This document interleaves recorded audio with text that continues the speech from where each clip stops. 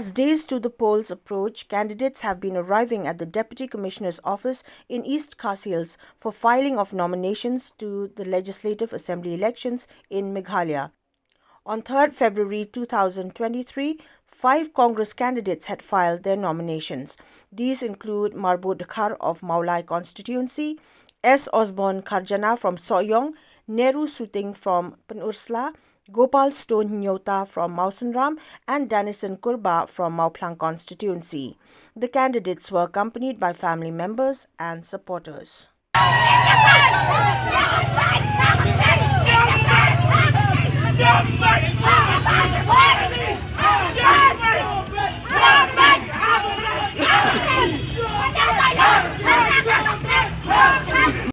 Having been nominated as candidate to fill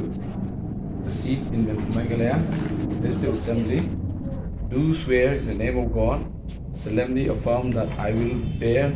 true faith and allegiance to the Constitution of India as by law established, and that I will uphold the sovereignty and integrity of India.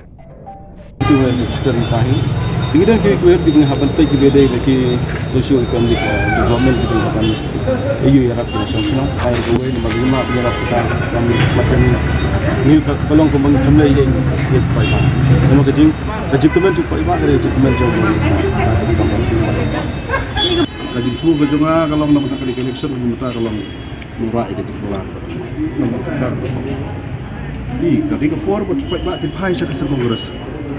Selamat ke Sarkar MDA kalau gumno tam ko ka India hi korang boy di don kam ngakran ha pai ba ka di por bagi fai sa awat bila batong ba ka Kongres muswa kalau unta hindoi na i bagi pai ba ki kam sanari ka Kongres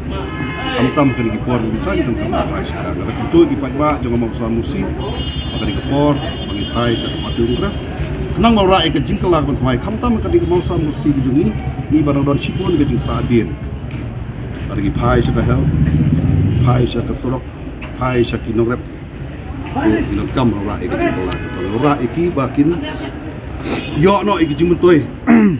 ki di kon yo kun ba ko